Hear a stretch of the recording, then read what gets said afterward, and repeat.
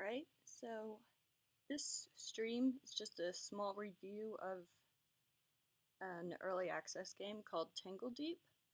I'm streaming it just so I can then download it and upload it to YouTube. So, first, Tangledeep. It's a roguelike game in a way, but in a lot of rogue games, it's always like permadeath. I'll show you once it starts up.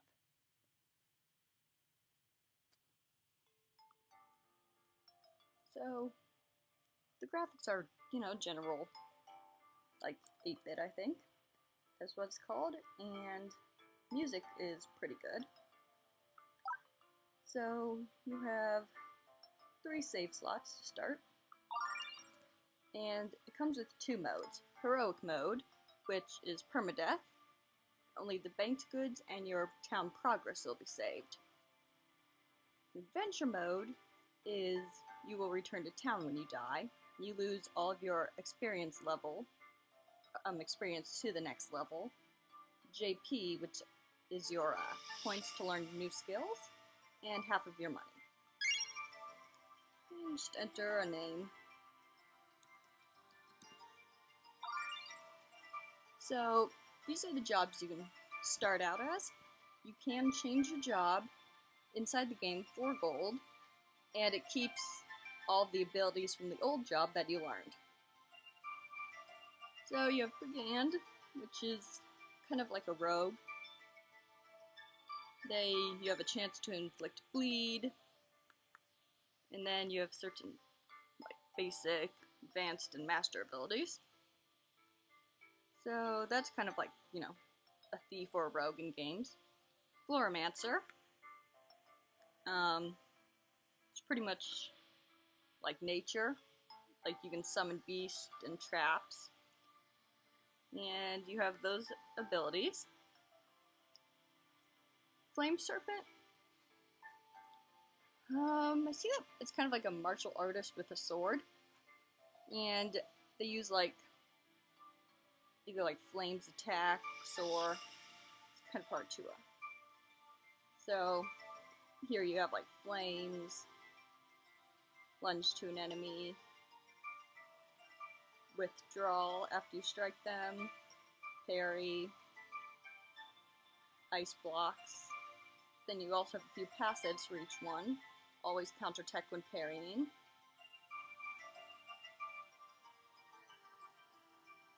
So, in Spell Shaper, you use different stances kind of, which will change the squares that your spell hits.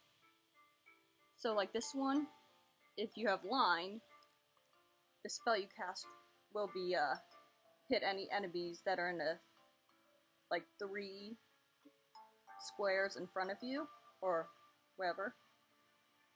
And so then square would be kind of like an AoE. Materialize. Spell effects materialize into lasting objects. So this one's kind of you have a few spells and you just change where they hit. Paladin is, they say it's good for beginners. I haven't actually played it yet. It's like blocking, heavy armor. You also have a passive. If you wear heavy armor, you gain a 3% chance to dodge. This is just a martial artist. When unarmed, you deal extra damage. You can use some of them are stunning, knocking enemies away. Also, most of these passives are valid vital points. When you attack, you have a certain chance to hit one of their vital points, and that will cause an enemy to take more damage. Then if you use a certain technique on them, it will cause a status. Hunter is a bow. Use traps, and yeah, that's pretty much it. Gambler is kind of like luck and stuff. So you start out with wild cards, And once you use this, you will draw a card each time you do a crit or randomly if you kill an enemy. And then in your hand, you hold those cards. And then you can play them, and if you have a better hand, you have better effects. These dice are random. You roll them, and you can get one of 4 random effects. A lot of them have to do with, like, using something to gain something. Like this one is spend 10% of your maxed health. If you take at least that much damage in 3 turns, you attack with a strong fire attack. Dazzle and Confuse. This one has... Oh, this one, like, throw money at enemies. So, and you do damage based off of how many coins were thrown.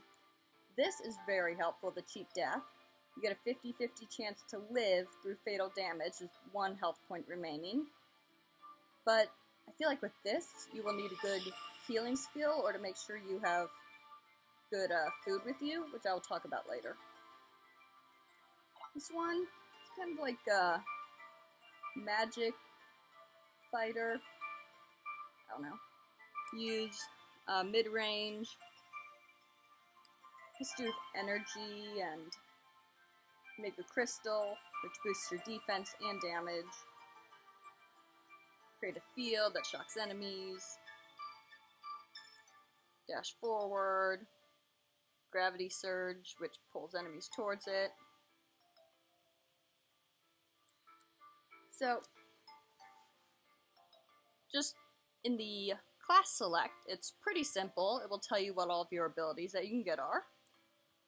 But one thing I've noticed is, like, this one, it has all passives at the end. The passives are down here. But if you go, like, up here, passives and the actual skills that you, active skills, they are mixed up, which can be a little confusing to, like, figure out which one. So, I've played Gambler before, in Floormancer,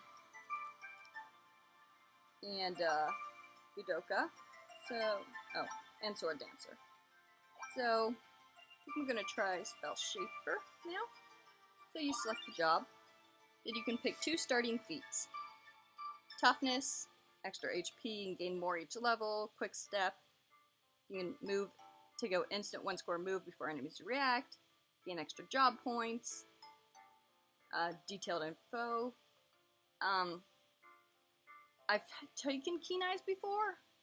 One thing I wish is that it didn't really seem to give that much more info to me. I feel like it would be nice if it would show, like, what monsters are weak to, if that is a thing in game, which I have not figured out yet.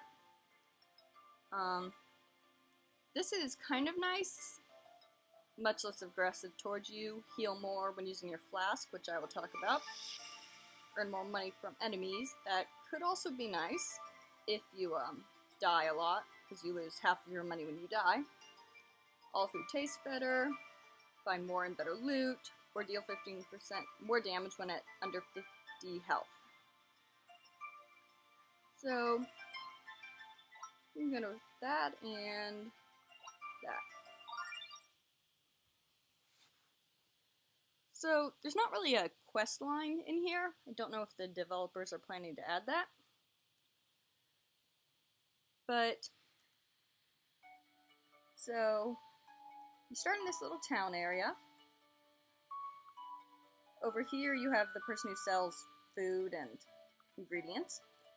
Here's the general store. She would sell, like, weapons, gear,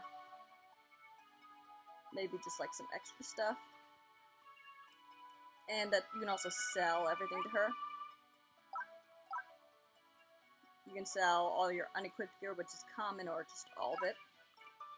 Over here you have a fire where you can cook food. You've got ingredients and seasoning. I've noticed that if you just mix random stuff, it turns into curry. If you mix fruit, it turns into a fruit bowl. Then this person, she will give you small quests. However, some of them have certain conditions. Like this one, you have to land the finishing blow with physical, which means you have to use like your weapon. So, I've noticed that some quests actually get cancelled. Like it says you failed them if you leave the dungeon before you complete them. This is not said when you accept the quest, so that can be a little confusing. Percy's the healer. When you heal, starts at 50 gold. But if you, like, let's say you're level 1 and you die. I mean, you don't die, but you go get healed for 50 gold. Then you are still at level 1 and you go get healed again, it will have gone up to like 400 gold, I think, then 800. So, but when you reach level 2, you can go back and get healed for 50 gold again. So you have to be pretty careful when using the healer, because the cost can really increase if you have not leveled up. You can change jobs. Starts out 100 gold, then I think it goes to 400, keeps increasing. But again, you save all of the active abilities and passive abilities you have learned. Simple Codex. Okay, so if you press I, well, I don't know if it's actually I did change the keys a little because I'm on a Mac. So if you're on a Mac, some keys will be mapped to like F1 and F2. So you have to make sure that, oh hey Rural. I am good. Just streaming this to upload to YouTube later. So, like F1 and F2 are originally mapped to keys, so if you use a Mac, you have to turn off the functions, or you have to remap them. But, so if I press I can see, just ingredients, meals, support, offense, and valuables. This is your character information. Say level, experience, how much you need to go to the next level. You know, just general stuff. The money, you definitely want to watch that. So, strength is, you know, like weapon power, your defense, and I think your health also. Swiftness, ranged, that's like ranged weapons, how much critical damage you do. CT, which is kind of, I've never really understood CT in roguelike games, but I think it is how much you can move in one turn before the enemy moves, which I'll explain when I get into the dungeon. This also increases your staff damage. Spirit is magical energy, and the, is that Q? Whatever, I don't know how to pronounce that, but that's like what like some of the martial art classes use. 60% spirit power, you do 15% staff damage, and 30% power-up healing. Okay, discipline is like fortitude, how much you can resist elements, how much buffs lasts, parry, dodge. Guile, it's like critical chance, parry chance, and power-up drop. Guile, so far, it is not that strong right now. Even if you put a lot of points into it, your critical chance will not go up by much, which is kind of important if you're a gambler. And this is just weapon power, spirit, critical chance, critical damage. Charge time is, you generate that each time you do a turn. When it reaches 100, you get a free turn where monsters do not move. And that is shown right here. The extra turn. Then you've got your experience right here, your level, health, stamina, and energy. So back to here, you've got, okay, so Simple Codex reduces energy cost by 5%, and you add 10% spirit power. You can only have something in your offhand if you're using a one-handed weapon or no weapon. So you've got armor and 2 accessories. And then it shows your bonuses right here. Like right now I'm using a book to attack. And this is where all of your equipment that you find will be. Here we have skills. This is how much skill points you get, and you get more from defeating monsters. Maybe sometimes completing quests. And each one of these costs a certain amount, like that's 50, that's 100.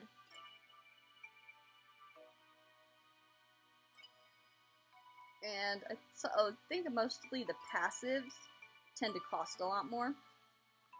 Here we have a journal, which is where you, it tells you what quests you have. And this over here is your safe. You can keep stuff in there. But that does not really matter as much if you're playing on the adventure mode that I am. So, a cool thing that they have in this game is down here. It's kind of hard to enter at times. You have to click in the right spot. So, you have a researcher here. I've never used him yet. I'm not exactly sure what he is for.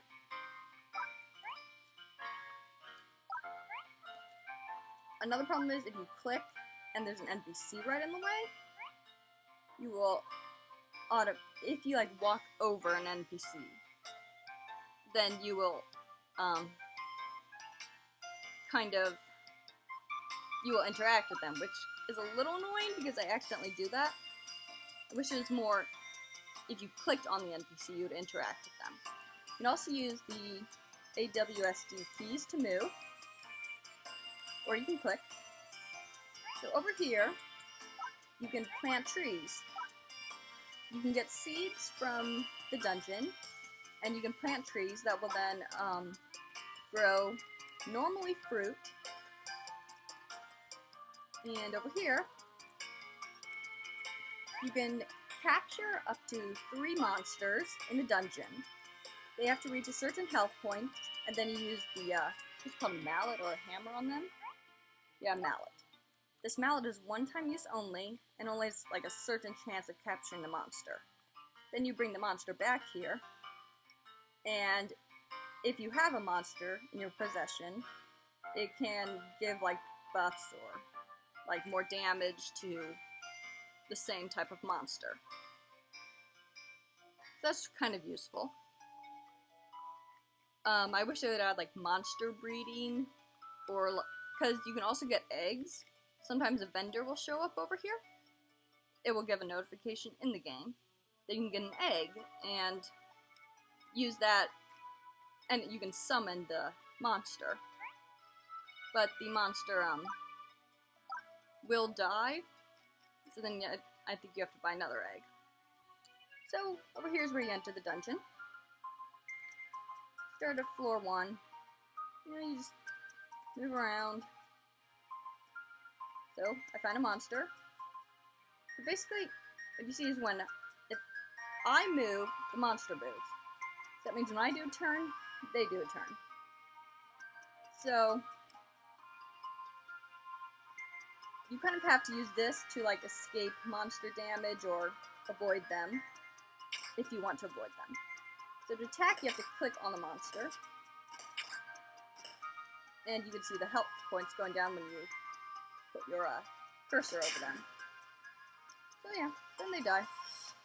So these chests, they are called Pandora's chests. I believe that they give a lot of experience, gold, and JP, but it makes the enemies harder.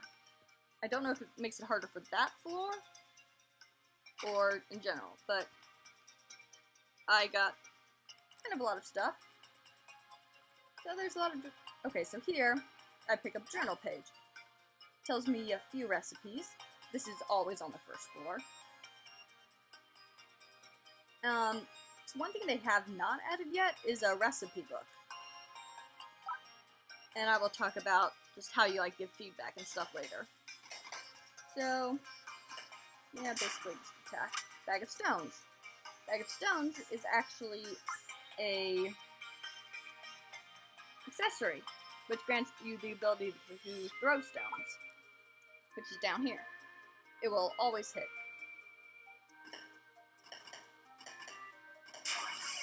So now I've leveled up and I can choose which one. Picking Spirit. So down here you have a healing flask, which restores 100 health over 5 turns. That means you have to keep doing turns to heal. You can skip turns by, I think, clicking on your character. They may be adding that to spacebar later.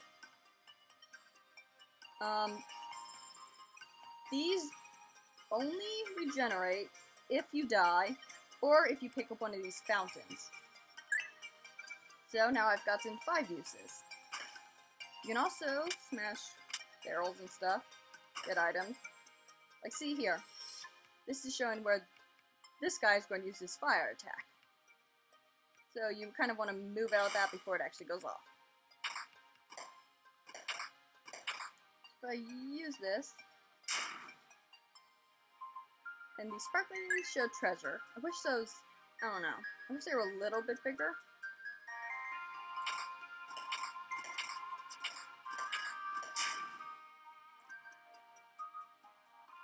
So that's pretty much how this moves.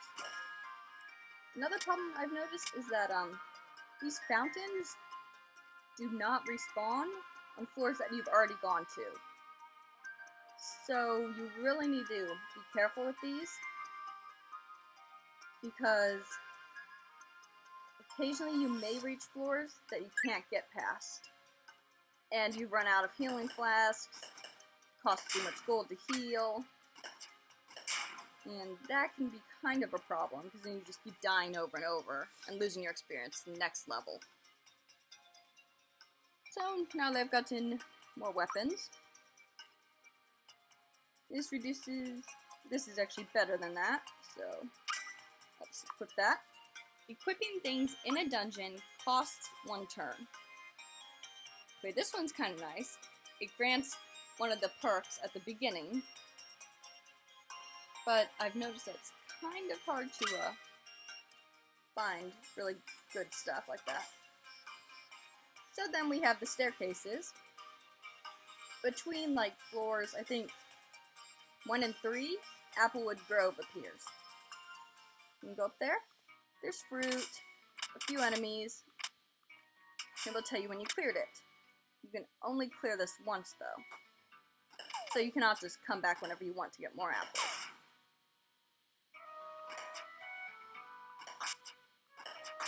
So now that my health is low, use a flask. Just move around a little to heal. So, in general, the controls are pretty simple, but if you have not played a roguelike game before, it can be kind of hard, especially if you get stuck. On some floors, champion enemies will show up. These guys do more damage, are always aggressive. So I was going between floors 3 and 4. Right when I went up to floor 4, there were 3 champion enemies surrounding the staircase where you come out.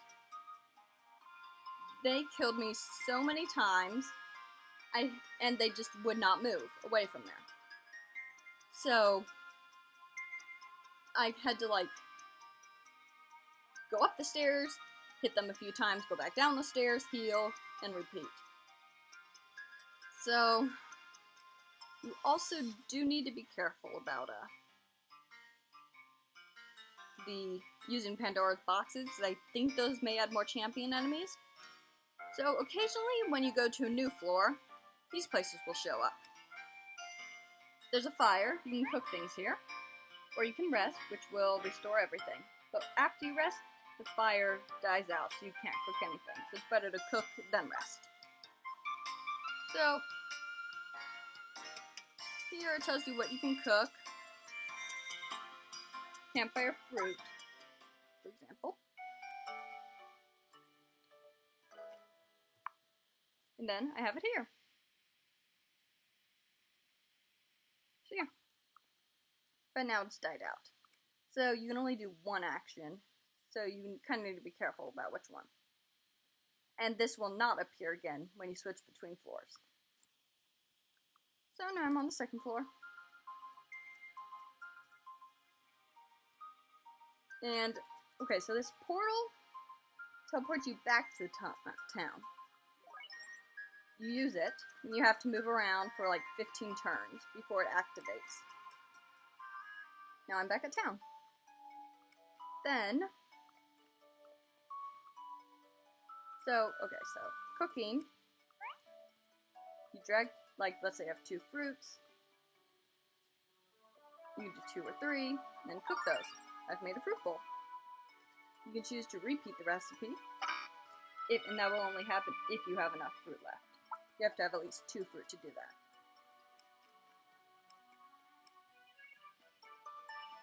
So, now let's learn some skills.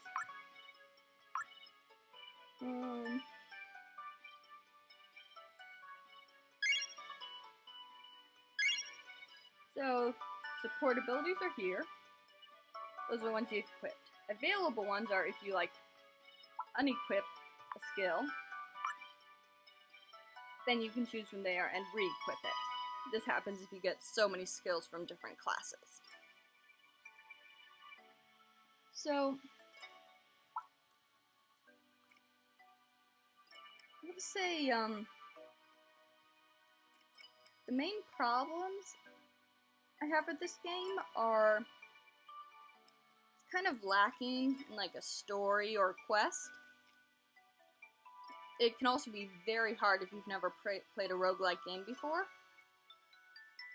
And I wish they'd maybe make a beginner's mode for people who've never played a game like this, where you would not lose as much stuff, but you could only, like, but after you reach a certain level, that mode will disappear and it will put you in the normal mode, and you can never use that again on another character. That would be kind of nice. Maybe more of a tutorial, maybe like a tutorial floor, where even if you die, you don't lose anything.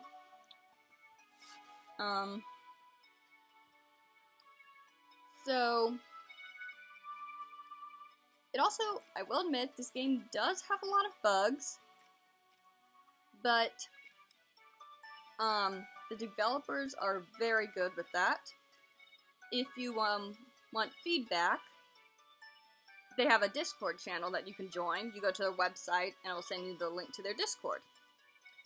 They have, like, overall talking about the game, help and strategies, bug zone, balancing, and requests.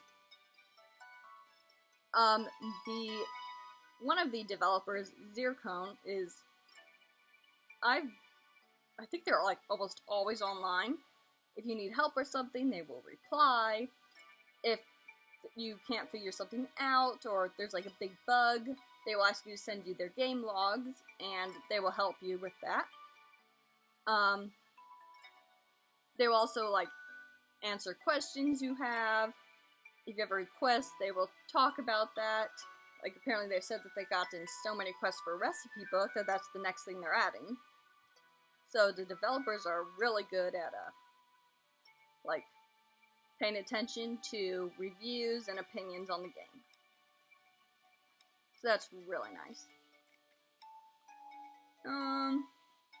Yeah, that's basically it. It's a simple game, but can be very challenging if you're new to it. And it's still in early access, so there are bugs, but the developers are very good at fixing that. And that's pretty much the end of my review. So yeah, thank you for watching.